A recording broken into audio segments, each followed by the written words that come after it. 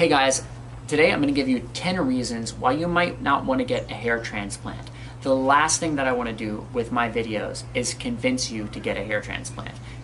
I would suggest to most people that they don't get a hair transplant, but it could be a really good opportunity for you at the same time. So today we're going to give you a checklist of 10 reasons you should not get a hair transplant. The number one reason, and not necessarily the most important, but let's start here, why you should not get a hair transplant is if you are not willing to wear your hair longer in the back to cover scarring. Because it doesn't matter what kind of hair transplant you get, you are going to have some scarring. Here's the bottom line. If you think you're going to not have a scar with a hair transplant, it's not going to happen. You're going to have scarring. You're going to have scarring of any type of hair transplant that you choose. So prepare yourself. If you think at some point in the future you're going to shave your head and not see any scarring, do not get a hair transplant.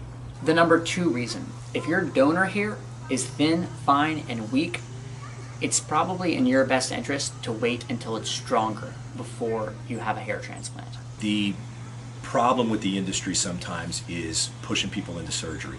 You know, it doesn't mean that someone with thin, fine, weak hair can't have a hair transplant, but it's probably better for that person to get on a preventative treatment and try to make that hair a little thicker, stronger, and fuller. It's in their best interest. I mean, it all comes down to the donor hair. If your donor hair is thin, fine, and weak, guess what? Your hair transplant is going to be thin, fine, and weak. David, as an example, had really strong, thick horsehair in the back of his head, thank God, and that's one of the building blocks to success. If it starts off thin, fine, and weak, it's going to end up thin, fine, and weak. Number three, if you're in your 20s, you already have hair loss, and you have hair loss history in your family, and someone is recommending that you get FUE surgery, get a second opinion.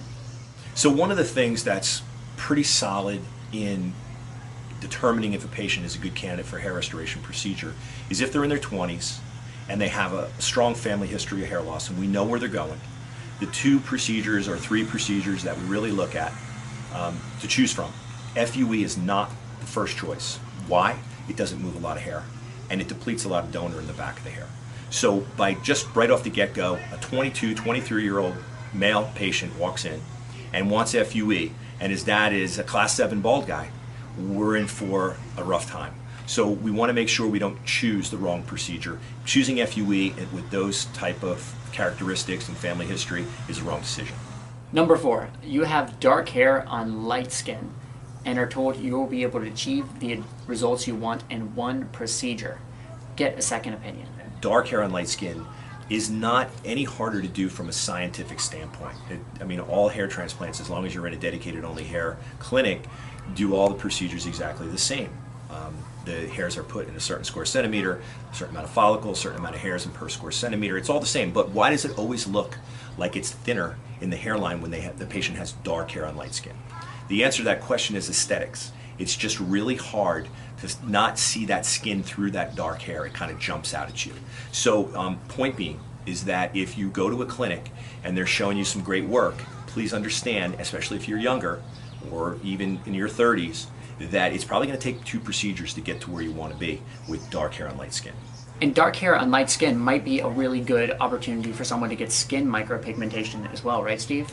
Yeah, I mean, you know, now we're combining all these newer technologies in order to create better aesthetics, and I'll tell you, it's really remarkable. I mean, I'm a big fan of using anything that is out there to enhance your hair transplant. Micropigmentation is a great tool that can give that guy that has that dark hair on light skin the look he wants without maybe doing a second procedure. So it's pretty exciting. Number five, you are told by an FUT only doctor that you need FUT.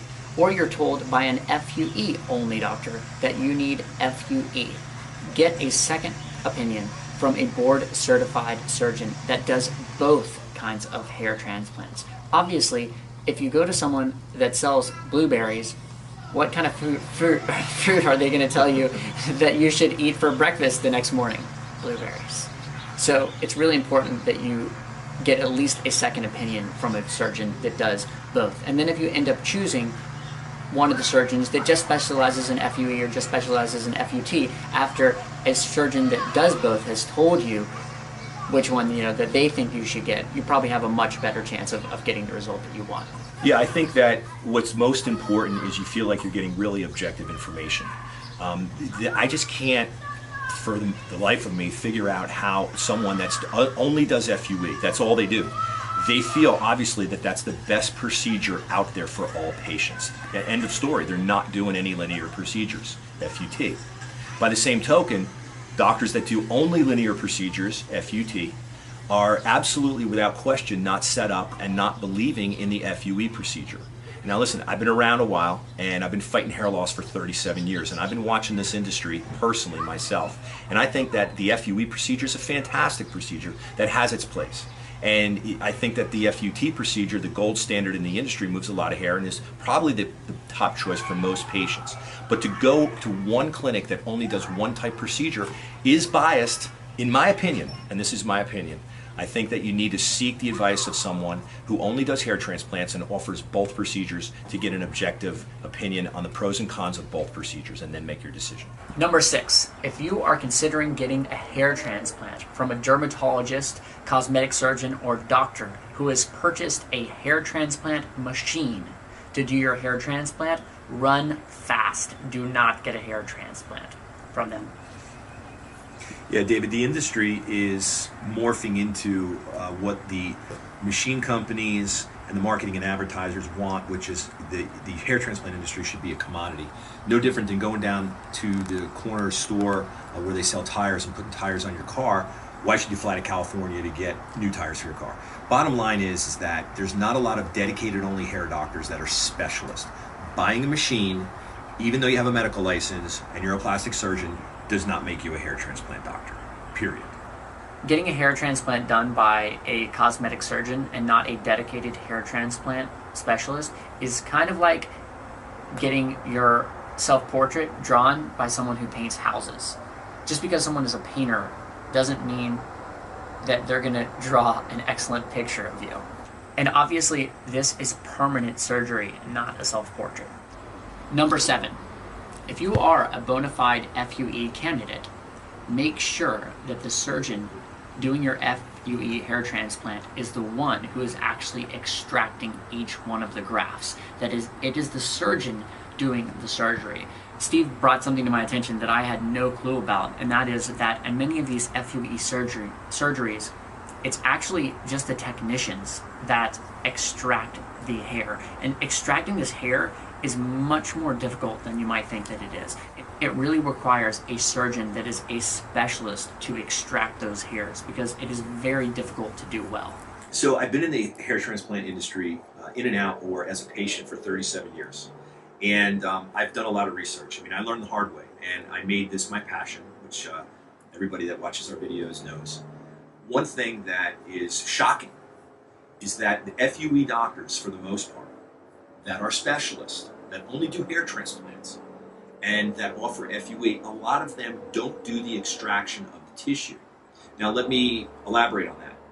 The surgical part of a hair transplant procedure is required by law to be done by a doctor.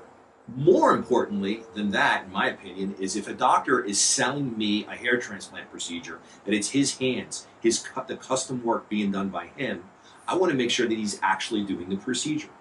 The extraction of the tissue in the back of the head, where we take the hair from, whether it's in a linear fashion or a follicular unit extraction, one at a time, has to be done by the doctor.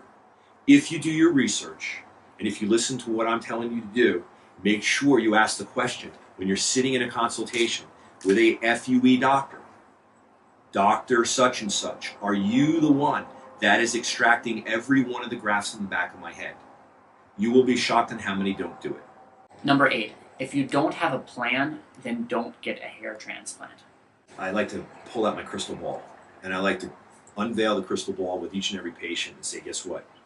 I'm no genie, but here's what I know. One day you're going to die, that's guaranteed. One day you're going to pay taxes, if you're old enough, that's guaranteed. And guess what? If you've got hair loss, it's going to continue to fall. Hair loss is progressive. The second part of that is a hair transplant does not stop or slow hair loss. So we need to put together a package plan. We need to figure out and take into, obviously, the reason why you fill out the forms when you go into these doctor's offices. How old are you? What's your family history? Are you taking any preventative treatments? We need to analyze your hair. Is it thick? Is it strong? Is it weak? Is it wimpy? And what are we looking to achieve? What are your expectations? We need to package all these things together and come up with a plan. Too many times, patients think, because they're led to believe, or they just research it on the internet on their own, that a hair transplant is going to solve all their problems. And that's just not the case. So what I like to do, and I enjoy this, believe it or not, with many people around the world, is put together a plan. And I'm talking to these guys every week, every month, every 2 months, every 6 months. I mean, I'm sending patients to doctors around the world. And I want to know, how did the procedure go? I want to know if that doctor's doing what I think he should be doing. I want to see your after photos. I want to see your 2 months, your 6 months, your 1 year. And if you have questions about preventative treatments, these are the kind of plans that people that invest a lot of money in hair transplants need to have. Number 9, if it seems too good to be true, it probably is. And before I let Steve get into all of these other points, just a few minutes ago, you were sent an email. I saw it. A hair salon in California? Yeah, a hair salon in California was using these before and after pictures for their laser treatment that they were offering. They were using before and after treatments from Dr. McGrath, the surgeon that Steve worked with, from his hair transplant surgery that he'd done. So it was his hair transplant surgery on one of his patients before and after, and they were using it as their before and after of their laser treatment. I mean, obviously this is criminal what they're putting up these pictures. A lot of people get away with this stuff because they'll say, oh, our web designer found those pictures and put them up, we didn't give them permission, and these companies actually get away with this criminal advertising. So again, obviously that was too good to be true, looking, oh, if you come have this laser thing, then you're going to have a full head of hair. I mean, it was just nuts. If it seems too good to be true, it probably is. Yeah, I guess if you're going to scam, you're going to scam big, right? I mean, we moved 10,000 hairs on that guy. And this guy in California, this hair salon is claiming that it's all grown back from laser therapy. To the point is that we're kind of recapping and talking about hair transplantation and being 50% science, 50% art. Let's start with the artistry. The artistry all comes down to you seeing that doctor, talking to your doctor, and having multiple videos and photos of before and after of patients that are similar to yourself. You want to see a worst case scenario, not the best case scenario. Well, you want to see some nice cases as well, but they've got to have your hair type. The artistry side is all about how many years the doctor's been doing it, does he do this full time, and what are his techniques and what does he recommend that you do, and the pros and cons of each. The science side, these things are not cheap. You've got to have a full-time dedicated staff. Why? All these girls do, and all girls and guys do as technicians, is dissect that tissue under those microscopes and place that tissue into each of those little sites that doctor makes using his artistry, which is angle and direction. The science part of it is the extraction of the tissue. How deep does the doctor go? Does he get all the sebaceous gland? That's what's needed if the grafts are going to grow. So there's a lot of these things that, of course, you probably don't have the time in your life to research. That's my job to do for you.